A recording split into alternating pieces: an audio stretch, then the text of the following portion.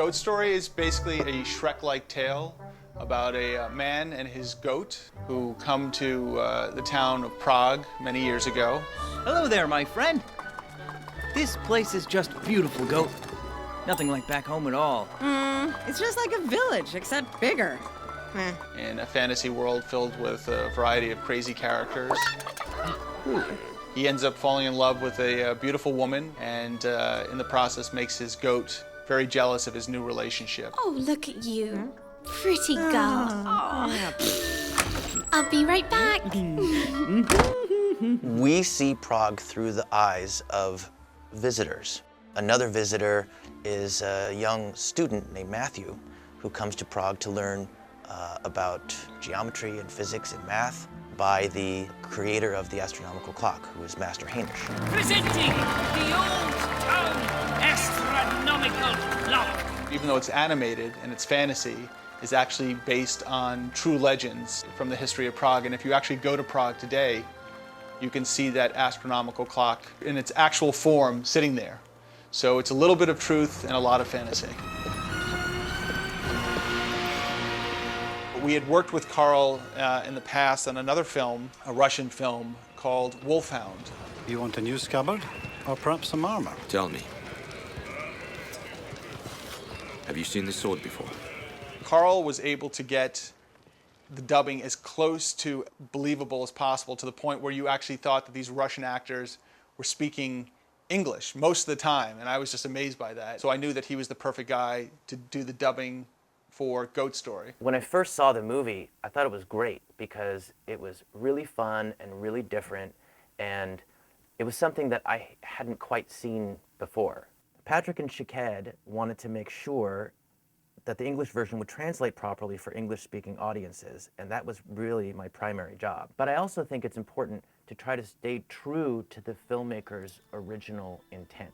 Jemmy, Goat, and Matthew are the visitors who are coming to Prague.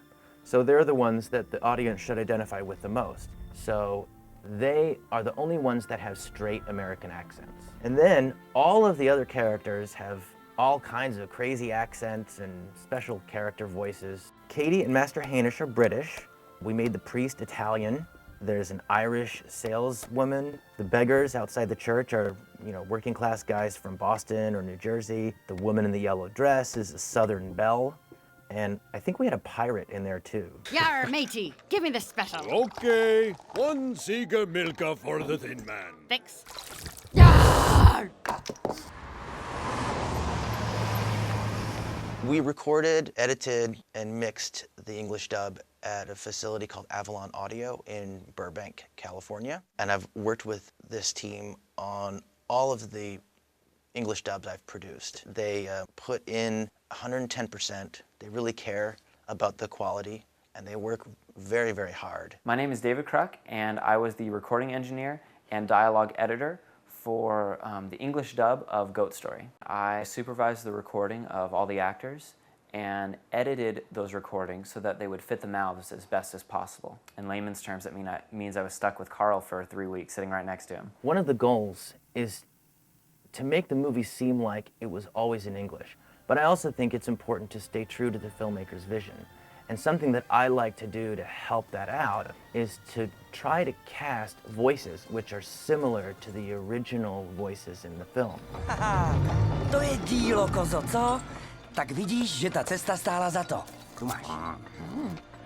My name is Michael Buffo, and I play Jemmy. The Charles Bridge. This was definitely worth the trip. Oh. Here. Oh. To me, he was like a kid. He was like, he's kind of the hero who's an innocent, who kind of, life sort of happens to him, and he sort of gets thrown on this journey. No.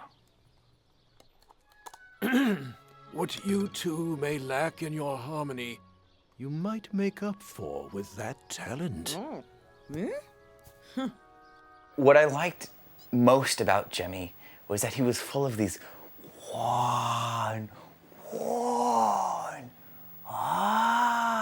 these big expressions, like this super wide-eyed child. Wonderful. The most serendipitous thing about this whole project was that I really look like Jimmy, or at least I think so. I think I do. And I thought that was just hilarious that when he goes like this, whoa, I totally identified with that face. Like, that's me. Check it out. Yeah, I want Offsides. You want to play? Fine, let's play. Let's go. You can't even. Oh, don't test me. Now we get a free penalty kick. You cheated. Enough! Go back to your tables. This is for eating, not for playing games with. Aww. Proggers. Never mind. Jimmy's sidekick is a goat whose name is Goat. And the goat is in love with Jimmy.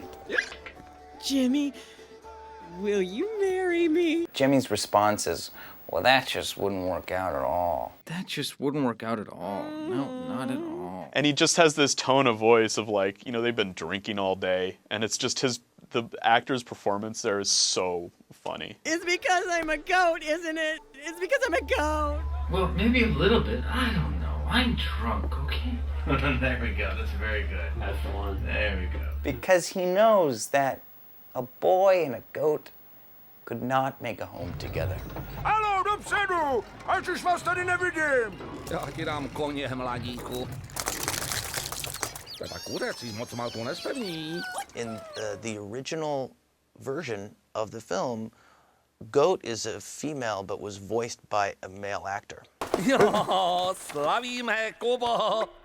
I'm watching the movie and I'm thinking, this is a female goat. I mean, there are others there. Yes, it is a female goat. Yeah, well, why is he talking like a guy? You, horse with horns! Bring those eggs over here! Now, how do I look anything like a horse? I'm pretty sure they don't want to use chickens. We decided to revoice Goat with a female voice. Woo-hoo-hoo-hoo! Let's party! The goat is kind of like the bro best friend, but as a woman. She's just kind of the buddy that'll give him some hell, give him, you know, grief, and kind of push him along. She's kind of a catalyst for a lot of things. Whew. We can hide in here, okay? Oh yeah, this is really low profile. You really gotta keep your cool, all right? I know how much you love drinking. Oh, I'll be fine. Oh, she's got feelings too, man. She's got some feelings. You always just call me goat. You never call me anything else at all. That's because you are a goat. Part of my personality is sarcastic and like just kind of, you know, fly by the seat of my pants type thing, and that's totally goat. So I was able to use a whole bunch of like just crazy inflection and just kind of really play around with it. Ah, so you and the horse with the horns want to work, huh? Want to get to work, huh? Let's get going. Goat is really funny, and one of my favorite things that I just really loved was there would be times where Carl would be like, oh, this isn't really working for me, this dialogue. Why don't you just improvise some lines? And I would be the goat, and I would just like run off, you know, like 10 lines that I thought maybe could fit in that spot with the same kind of sentiment. So it was kind of like I got to help write it, and I got to be the goat, not just the voice. I got to like say the words that I thought she might say. Oh, Jimmy, Jimmy, you are nothing but my cross to bear. What I wouldn't give for a couple of beers right now, am I right? Oh, gosh. No? This character just runs the gamut of an entire person because, you know, you've got her happy, you've got her depressed, you've got her sad and excited, and then in love, and then, you know, heartbroken, and then drunk and wild at the bar. To my best friend. And to your best friend. Let's get some more. I thought the goat was really funny. I got to see her do some of her stuff, and I thought she was amazing. You never go full goat. Give me another nail, goat. I just told you, we're out. Gosh, what's your problem? Thanks. Huh? Ah! Oh. Would you like another nail, sir?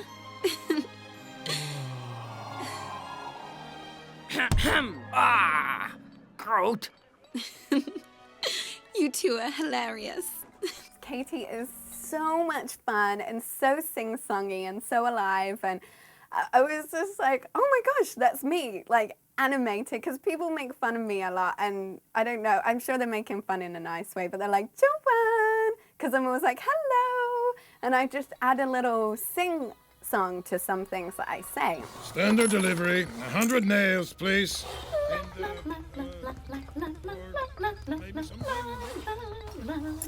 But Katie has this deep, dark secret. When she hears a bell at night, she runs to the graveyard to perform a secret task that nobody knows about.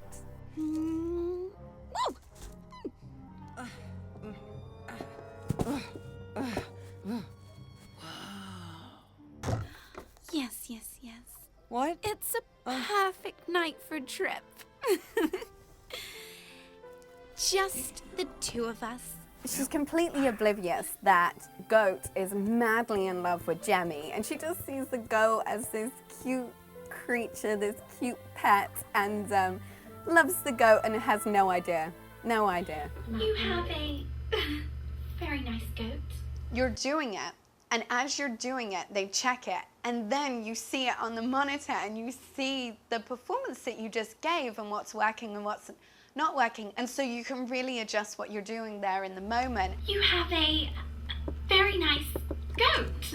No, that is what I want to do. That's what I want to do with it. You have a very nice goat. Also, I loved Katie because she was so flirtatious, and you could just tell that she just loved Jemmy, and that was really fun to have a passionate love affair. Hey, I'm getting ready for bed, right by the window. What? Right by the... There's parts in the movie that are very emotional. She loses a close friend, and then she gets accused of the murder, and the whole village is against her, and it's very emotional. Why is the clock stopped? So much like flirtation in the character, and so much emotion, and so much pride. So I was really excited to have the opportunity to do all of that. Yeah. Small neck. Probably a size 6. More room for later then. My name is Steve Felty, and I played the hangman, Midlar. No problem. Let's do this thing. And what was interesting about him is that you don't see his mouth, so there's really nothing to sync up with, and you'd think, okay, well that makes it easier. You don't have to worry about it. But they had animated his hood to move, sort of just as if there was breath underneath it. So you still had to match it up, but it was a little bit more complicated. I also played the foreman, and his entire life revolved around hiring people and getting people to work. Oh, I get it. You want to work with a hammer instead, huh? No? My personal favorite parts are all of the parts with the foreman. I just find everything he does to be really funny. Will you quit standing around, donkey? I actually like the foreman the best. Come on, you losers, let's get to work, now! He had a really dry sense of humor. He is your station. Where the dead guy is? No, where the dead guy was. Let's go. Let's get to work. Move that dead guy. Come on. I want it to be a seamless voice to that character, that it looks like that's what that guy would sound like. That's what he would sound like. That's important to me. I don't want it to be cornball. You know, if it turns out that way, I feel awful. And Carl would never tell me. He would just say, "You're fantastic," and let me go on my merry way thinking I was great. I don't worry about you, Matthew. It's the clock. We need statues. Just 2 days left, and we have no sculptor. Not the right one, anyway. I can look at the character and look at the line and then try to superimpose what my feeling is toward it and find out what can be accomplished. No, take it away. Oh, I don't like cubism. It's ridiculous. I like the fact that it's a wonderful kind of a fairy tale, and yet at the same time it has its dark side.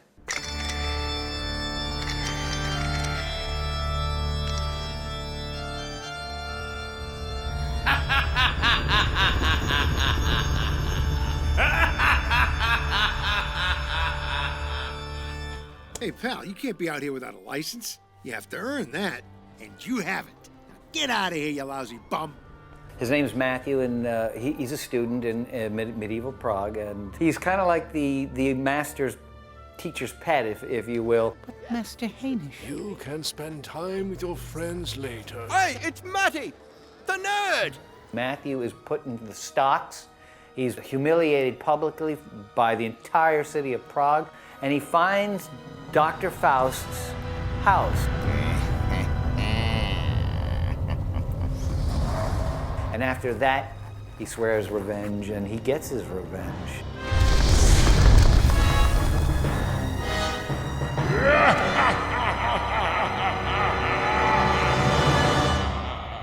There's very, very, very little dialogue that he has. Most of it is all like, yes, master, no, master, good day, master. There's very little to build a characterization on through words.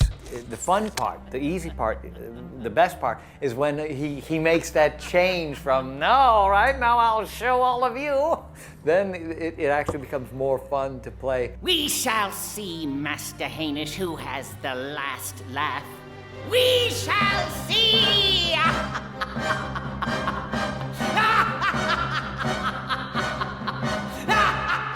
But it's also harder physically because there's a lot of demoniacal laughter that goes on, and it takes a lot out of you. No! I don't want to be rich! Take the money! I want my soul!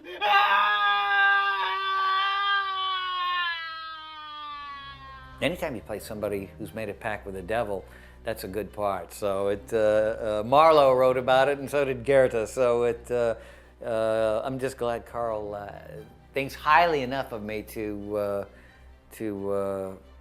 find parts of it. Yeah, I think I'll have Tony do this one. He laughs maniacally. No! I don't want money! Take it away! Take it away! You can't find peace and quiet anywhere in this town. It's more like acting than you think it's going to be. It's not just coming in and doing a voice. You actually kind of want to know where the character was, where he's going to go, what's going, you need to know what's going on with the character when you're doing it, more than you would even imagine.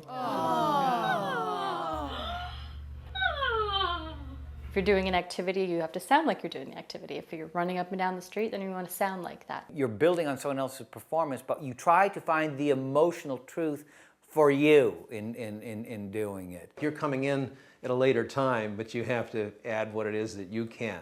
And that's where I guess some of the creativity comes in. There's a part where she's just like, is supposed to grin, or the goat grins, and I thought it would be fun to have a smile sound. And that goes like this. Stop that! I'm very busy working. You're not working, you're drooling. So you're not really copying the actor, the performer who's done it before you. You're using that as a guideline, but you're using yourself and your own emotions to make the character real for you, and hopefully make it real for anyone who's going to see the film. Take a listen to this mouse. Okay. Sounds mousy. I played mice. Chickens. Pigs. And roosters.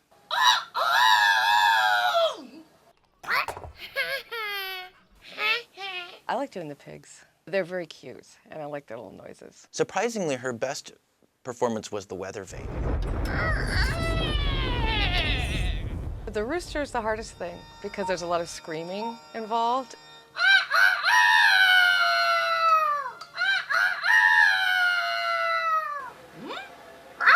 It's neat because I watch a lot of cartoons, and I've always thought it was neat that there's people, voicing the little critters and the animated characters, and I always wanted to do that. So the sound that we're going for goes like this. Like it's all together. It was really fun, and all the animals in this movie are so cute. I'm a fan of little furry critters, so they're also cute in this film. It was fun. Everybody, Lauren! When I'm working on something like this, I like to put myself in the shoes of the filmmaker or in the position of the client. And if I were them, I would want nothing else than the best. He has a reputation for being very precise and very exacting of what he wants. Why don't you go call your girlfriend for more nails? Or maybe we could, I don't know, get out of this stupid place like I've been talking I've about. only got 2 hands here. Well, I don't have any, so why don't you hand one to yourself? I don't have any. Let's move it just a little later. I didn't know exactly what people meant by him being exacting, but what it means is that he knows exactly what he's doing, and he has a specific vision of what he wants, and he knows the technical way to get that done also. I've got executioner's apples, I've got the hangman's sweeties, come on, all the flavours. I'm having trouble with it. It doesn't really sound right to me, it doesn't feel right. Okay. But what I didn't know is that he also has a tremendous respect for anybody who tries to add their opinion of the project to make it better. Execution souvenirs, make your waltz go away. Come and get your murderous sweeties. Taste the lovely lady. All the flavours, strawberry, vanilla, He always asks my ideas. And I love that because then as soon as he starts asking me, it just gets me to relax, and all of a sudden I'm just so free and I feel like I can try anything. And then we get like a good performance that I think people will respond well to. How pretty. Is it me? Carl is excellent. Carl is wonderful because he knows just what he wants, and he can tell you, give me this here. This is what I want you to think when you're doing this. Carl's the kind of person that takes on a job and doesn't just see it from beginning to end. He is super detail oriented. We did a lot of takes, and that just shows me that he wants it to be super good. The precision of it. Okay, that was a beautiful reading of it. Need it just a little faster now. You have to speak the line that you're on exactly with how the voice looks like in the rendered animation. A lot of the times we'd have to like add an O or an all right or a well just to keep with the lip flapping. If one of the characters was mouthing the word, an animated character was mouthing it in Czech, Carl would try and figure out what the closest word in English would be to match that as best as possible. Get me Medlar! I'll go. The goal is to keep the filmmaker's intent intact, but at the same time to not alienate the audience by making it evident that it's been dubbed from another language. And if it doesn't feel that way, then English-speaking audiences can enjoy all of the great and special things about the movie, just like audiences in its native country did. There was a lot of heart that went into this film. Everybody had so much fun. Goat Story is a great movie, and I really hope that a lot of people get to watch it all over the world.